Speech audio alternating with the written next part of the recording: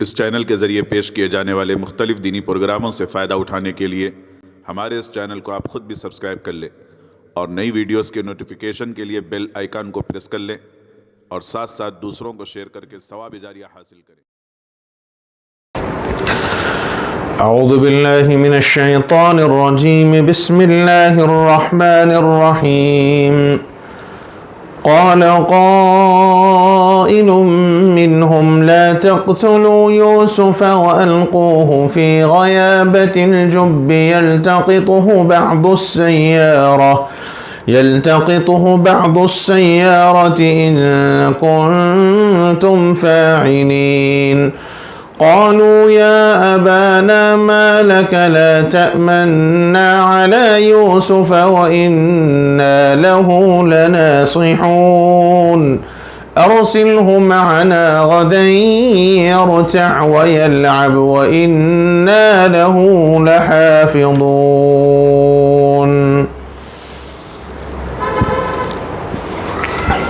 پچھلی مجلس میں جیسا کہ بات عرض کی گئی کہ حضرت یوسف علیہ نبینا وعلیہ الصلاۃ والسلام کے بھائیوں میں مشورہ ہوا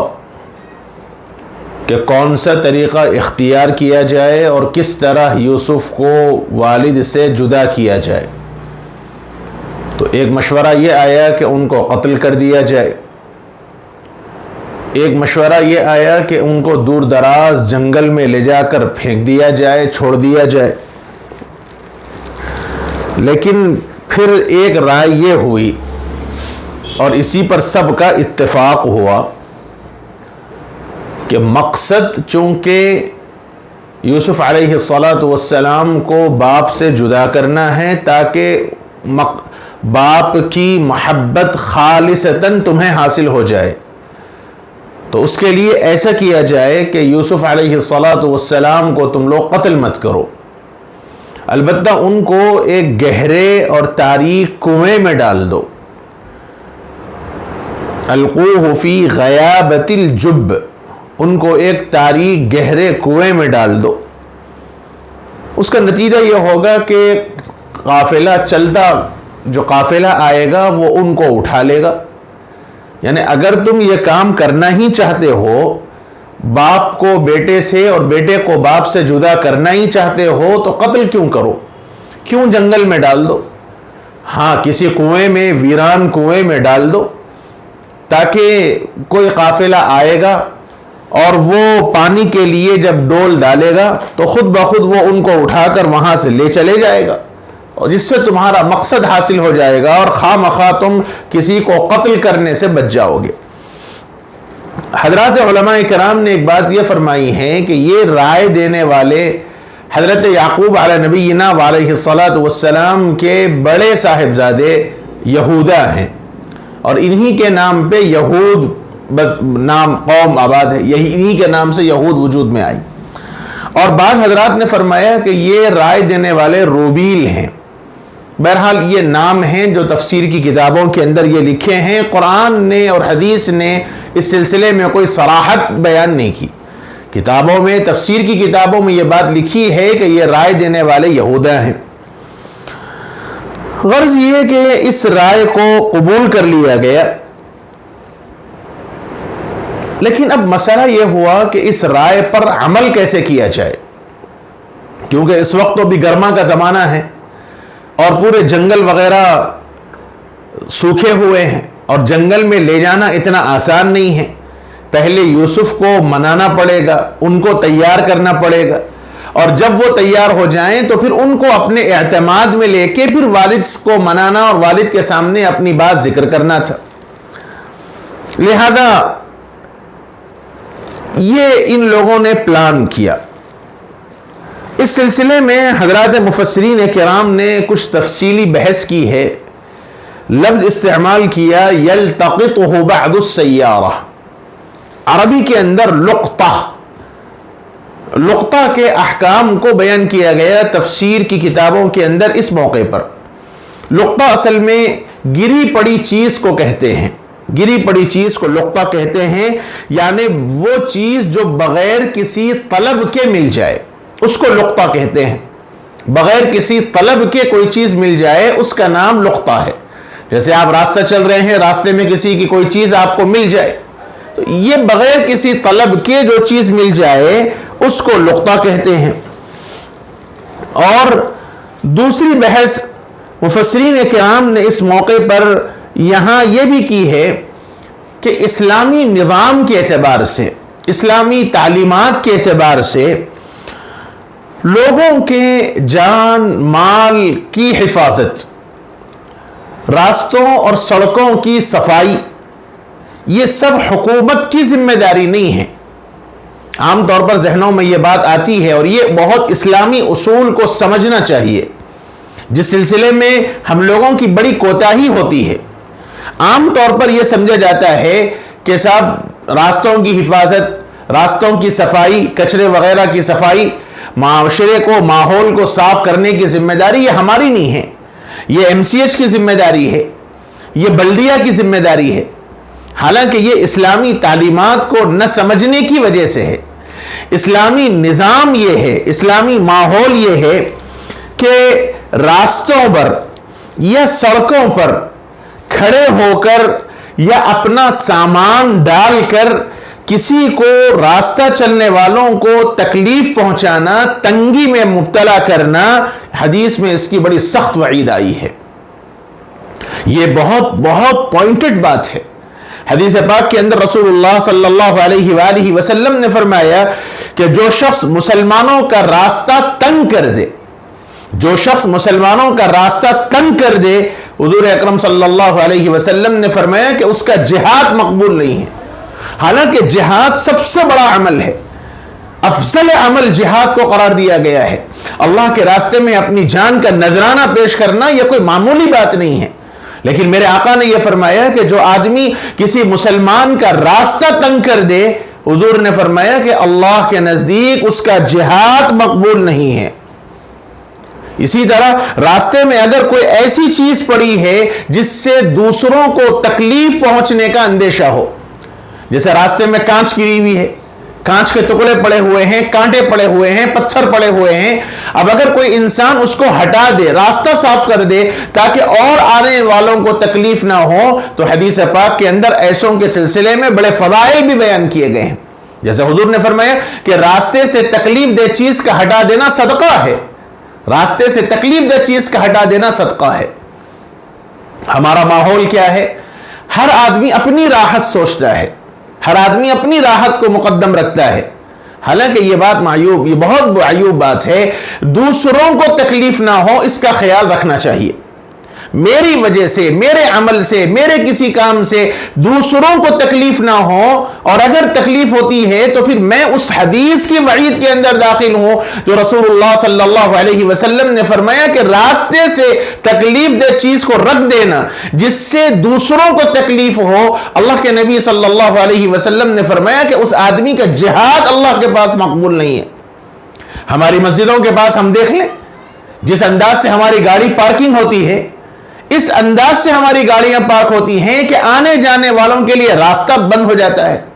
خصوصیت کے ساتھ بھیڑ کا موقع ہو, جمعے کا موقع ہو, یا شب برات, شب معراج کا موقع ہو, رمضان کا موقع ہو, صلاۃ التسبیح کا موقع ہو, عام طور پر خاص طور پر نکاح کا موقع ہو.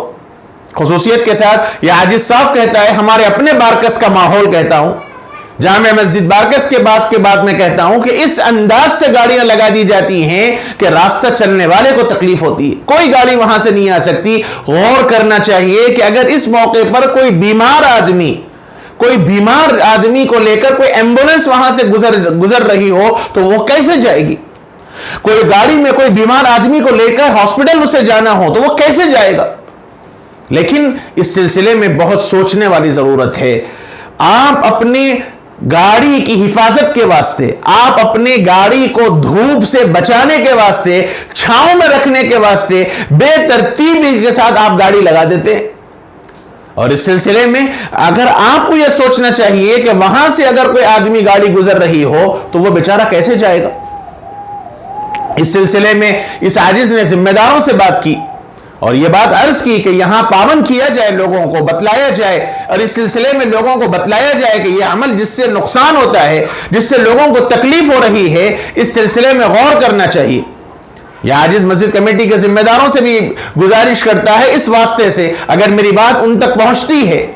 تو اس سلسلے میں جمعے کے موقع پر خصوصیت کے ساتھ ہماری جامع مسجد بارکس کے پاس خصوصیت کے ساتھ گزارش کرتا ہوں، ہاتھ جوڑ کے درخواست کرتا ہوں ہماری مسجد کمیٹی کے ذمہ داروں سے، اس سلسلے میں کوئی نظام مضبوط بنایا جائے۔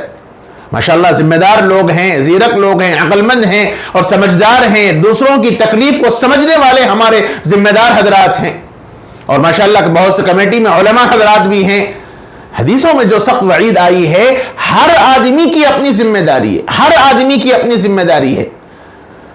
میں گاڑی اگر لگاتا ہوں تو یہ میری ذمہ داری ہے کہ میری وجہ سے کسی کو نقصان نہ ہو، کسی کو تکلیف نہ ہو۔ عصر بعد نکاح ہوتا ہے جامع مسجد بارکس میں، خصوصیت کے ساتھ گاڑیاں اس انداز سے لگا دی جاتی ہیں کہ وہاں سے آنے والے کو دشوار ہو، کوئی نہیں جا سکتا، راستہ اس انداز سے تکلیف سے، آپ کو نماز کی جلدی ہے، رکعت چھوٹنے کا آپ کو خدشہ ہے، اور آپ نے بے تکے طور پہ گاڑی لگا دی، لیکن اس کے نتیجے میں جو بیچارہ پھر وہاں سے گزرنے والا ہے اس کو کتنی تکلیف ہوگی۔ اس سلسلے میں غور کرنے کی ضرورت ہے۔ ذمہ داروں سے بھی درخواست ہے کہ اس پہ بار بار توجہ دلائی جائے، بار بار بتلایا جائے، اور ہر آدمی کی اپنی ذمہ داری ہے، ہر آدمی کی اپنی ذمہ داری ہے۔ حضرات مفسرین کرام نے اس آیت کے ذیل میں یہ بات لکھی ہے، اور خصوصیت کے ساتھ بہت سی وہ مساجد جو عام راستے پر ہوں اور جہاں سے راستہ گزر ہو، یا آس پاس کے اطراف میں ہمارے برادران وطن ہندو بھائی رہتے ہوں، تو ہم مسجد میں جمعہ پڑھنے کے لیے آئے، ہم اپنی عبادت کے لیے آئے، لیکن ہماری گاڑیوں کی بے ترتیبی سے رکھنے کی وجہ سے ایک ہندو بھائی کو اگر گزرنے کی وجہ سے وہاں تکلیف ہوتی ہے، تو یہ اسلام کی تعلیمات کا مذاق ہے، یہ اسلام کی تعلیمات کا اپوزٹ پیش کرنا ہے، اور اس کے سبب ہم بن رہے ہیں۔ اسلام تو اعلیٰ درجے کے اخلاق والا مذہب ہے، اسلام نے حسن اخلاق کی تعلیم دی ہے۔ نبی کرم صلی اللہ علیہ وآلہ وسلم جن کے ہم نام لیوا ہیں، اللہ کے نبی صلی اللہ علیہ وسلم نے امت کو یہ تعلیم دی ہے کہ اب راستوں سے کچرا ہٹایا جائے، راستوں سے تکلیف دہ چیز کو ہٹایا جائے، اور یہ ہٹانا صدقہ ہے، میرے آقا نے فرمایا۔ لیکن میں ایک بحیثیت مسلمان ہونے کے، میرا اپنا عمل ایسا ہے جس کی وجہ سے اسلام کا تعارف میں غلط طور پر پیش کر رہا ہوں، اور غیروں پر، غیر مسلموں پر آج اسلام کا جو نیگیٹو پہلو آ رہا ہے، بنیادی طور پر اس کی تعلیم کو صحیح معنوں میں نہ پہنچانے کے ہم مسلمان ذمہ دار ہیں۔ اس لیے اس تفسیر کے ضمن میں یہ عاجز ہاتھ جوڑ کر پیغام کے طور پر عرض کرتا ہے، اس کا خیال رکھنا چاہیے۔ ایسی مساجد اور جہاں بالکل راستہ عام ہو، عام عمومی راستہ ہو، ہر ایک وہاں سے گزرتا ہو، اولاً تو مسجد کے ذمہ داروں کو چاہیے کہ وہ نظام بنائیں، پارکنگ کا نظام بنائیں، کچھ لوگوں کو، والنٹرز کو متعین کریں، وہ صحیح نظام سے گاڑیاں رکھیں، اور خود گاڑی رکھنے والوں کی سب سے بڑی ذمہ داری ہے کہ وہ اپنے طور پر ترتیب سے رکھیں، دوسروں کو تکلیف نہ ہو، اس کا خیال رکھنا چاہیے۔ بہرحال حضور اکرم صلی اللہ علیہ وآلہ وسلم نے اس کے بڑی فضائل اور فضائل بیان فرمائے، اور نظام خراب کرنے والوں کے واسطے میرے آقا نے بڑی سخت وعید فرمائی ہے۔ اسی ضمن میں علماء کرام نے لقطے کے مسئلے کو بھی بیان فرمایا کہ راستے پہ اگر کوئی چیز، کسی کی گری پڑی چیز مل جائے، کوئی قیمتی چیز اگر کسی کی گر پڑ جائے، تو علماء کرام نے مسئلہ بیان فرمایا ہے کہ ایسی صورت میں آدمی اس کی حفاظت کے واسطے اس کو اٹھا لے، اور پھر اس کو مالک تک پہنچانے کی ذمہ داری اسی کی ہے۔ وہ اعلان کرائے، لوگوں میں بار بار اعلان کرائے کہ فلاں چیز، ایک چیز میرے پاس کسی کی ہے، وہ جس کی ہے وہ مجھ سے آ کر حاصل کر لیں، اور پھر اس کے بعد کوئی آدمی آتا ہے تو نشانی طلب کر کے جب یقین ہو جائے کہ واقعتاً وہ چیز اس کی ہے تو بحفاظت پھر اس تک پہنچا دیا جائے۔ اور خوب اعلانات کرنے کے بعد حضرات علماء نے 3 دن، بعض حضرات نے 40 دن، اور بعض حضرات نے 1 سال لکھا ہے، مسلسل اعلان کرایا جائے، لوگوں کو بتلایا جائے۔ آج کل تو میڈیا کا دور ہے، الیکٹرانک چیزیں سب موجود ہیں، وہاں بار بار بتلایا جائے، میڈیا کے ذریعے بات پھیلائی جائے کہ میرے پاس کسی کی کوئی چیز ہے، یہ چیز ہے، جس کی ہے وہ مجھ سے آ کر حاصل کر لے۔ نشانی پر طلب کر کے جو مطمئن ہو پھر آپ اس کو حوالے کر دیں، اور مکمل اعلان کے بعد اگر کسی کو یقین ہو جائے کہ اب اس کا مالک نہیں آ سکتا تو علماء کرام نے فرمایا ہے کہ اب اس آدمی کو اختیار ہے، اگر وہ خود مستحق ہے، وہ خود غریب ہے تو پھر وہ اس چیز کا استعمال کر سکتا ہے، اور اگر وہ مستحق نہیں ہے، وہ مفلس نہیں ہے، وہ غریب نہیں ہے تو پھر اس کو اللہ کے راستے میں صدقہ کر دینا ہے، اس کو اللہ کے راستے میں صدقہ کر دینا ہے اور اس کا ثواب اسی مالک کو ملے گا۔ یہ علماء کرام نے لقطے کے مسائل کو بیان فرمایا۔ غرض یہ ہے کہ قرآن مجید کی ان آیات شریفہ میں اللہ رب العزت والجلال نے یہ بات فرمائی ہے۔ اللہ تعالیٰ اب بھائیوں میں مشورہ ہو گیا، اور حضرت یوسف علیہ السلام کو اب ان لوگوں نے بہت آمادہ کیا، سمجھایا کہ میاں دیکھو اب ہم تو جا رہے ہیں اور جنگل میں ایسا ہے، ہرا ہے، سرسبز و شاداب ہے، ہر قسم کی سہولتیں ہیں، اور تم ایسے ہیں کہ تم یہیں ہمیشہ ابا کے پاس رہتے ہو، اگر تم چاہو تو تم ہمارے ساتھ چل سکتے ہو، کھیلیں گے، کودیں گے، تفریح کریں گے، اور وہاں مندار کریں گے، پکائیں گے، کھائیں گے، اس قسم کی بات کی ہوگی۔ بچہ تو بچہ ہوتا ہے۔ حضرت یوسف علیہ السلام ان کی باتوں میں آ گئے، وہ بھی تیار ہو گئے اور کہا کہ ہاں ضرور، میں کیوں نہیں آپ لوگوں کے ساتھ ضرور چلوں گا، لیکن آپ ابا سے اجازت لے لیجیے۔ انہوں نے کہا ہاں کیوں نہیں، جب تم تیار ہو تو ہم ابا سے ضرور اجازت لیں گے۔ حضرت یوسف کا دل بھی اب مچلنے لگا، وہ بھی تیار ہوئے، لیکن مسئلہ یہی تھا کہ اس وقت گرما کا زمانہ ہے، جنگل کوئی خاص نہیں ہے، اس لیے کہہ دیا کہ دیکھو ابھی انتظار کریں گے، جب بارش وغیرہ کا زمانہ آئے گا، جب جنگل میں ہریالی ہوگی، جب ہم چلیں گے اور وہاں سیر و تفریح کریں گے، تیر اندازی کریں گے، کھیلیں گے، کودیں گے۔ اب بچہ کا دل بھی مچلنے لگا، بچہ بھی بے چین ایک ایک دن انتظار کرنے لگا، اور یہ چیز محسوس کی جا سکتی ہے جب کسی چھوٹے بچے کو آپ کہہ دیں کہ اپن پکنک پہ جائیں گے، اپن تفریح پہ جائیں گے، اور 2-4 دن 5 دن کا آپ وعدہ کر دیں تو اب ایک ایک دن گن گن کے بچہ گزارتا ہے، ایک ایک دن کا انتظار کرتا ہے، کب وہ دن آئے گا اور کب میں تفریح کو جاؤں گا۔ حضرت یوسف بھی بچے ہیں اور حضرت یوسف تیار ہیں، لیکن ابھی مسئلہ ایسا ہی تھا۔ غرض یہ کہ انتظار کرتے کرتے کرتے ہریالی آ گئی، اور اب پلان کے مطابق وہ دن آ گیا کہ اب یہاں یوسف علیہ السلام کو یہاں سے لے جانا چاہیے۔ تو اب یہ سارے کے سارے بھائی حضرت یعقوب علیہ نبینا وعلیہ السلام کے پاس آئے، اور یہاں آ کر حضرت یعقوب کے سامنے انہوں نے اپنا مدعا پیش کیا۔ لیکن لامحالہ اگر یہ کہتے کہ ہم یوسف کو اپنے ساتھ جنگل میں لے جائیں گے اور کچھ اور ارادہ کریں گے تو شاید ہو سکتا حضرت یعقوب نہ کہہ دیں، اس لیے انہوں نے پلاننگ کی، ذہن بنایا، کلام کو مرتب کیا کہ ابا کے سامنے یہ چیز ہم پیش کریں گے، ابا اس کا یہ جواب دیں گے، ہم پھر اس کو یہ جواب دیں گے۔ اس طرح انہوں نے ذہنی خاکہ بنایا، اور حضرت یعقوب علیہ السلام کے سامنے آ کر انہوں نے اپنی درخواست پیش کی۔ بھائیوں نے مجموعی طور پر آ کر حضرت یعقوب کے سامنے حضرت یوسف کو لے جانے کے لیے درخواست کی۔ وہ درخواست کیا تھی؟ کیا الفاظ انہوں نے استعمال کیے؟ کیا چاہا؟ کیا الفاظ کہے جس کی بنیاد پر حضرت یعقوب علیہ السلام بھی نہ چاہتے ہوئے حضرت یوسف کو ان کے ساتھ بھیج دیا، حالانکہ جانتے تھے کہ یہاں خطرہ ہے، لیکن ایسے کیا الفاظ انہوں نے کہے؟ ایسا کیا انہوں نے الفاظ کے سانچے میں ڈالا جس کی وجہ سے حضرت یعقوب جانتے ہوئے بھی، خیال رکھتے ہوئے بھی حضرت یوسف کو ان کے حوالے کر دیا؟ وہ پلاننگ کیا تھی؟ وہ الفاظ کیا تھے؟ کیا الفاظ سے انہوں نے اپنے والد کو اپنے شیشے میں اتارا؟ یہ ساری تفصیلات انشاءاللہ اگلی مجلس میں ہوں گی۔ وصلی اللہ وسلم وبارک علی نبینا محمد وعلی آلہ وصحبہ اجمعین والحمد للہ رب العالمین۔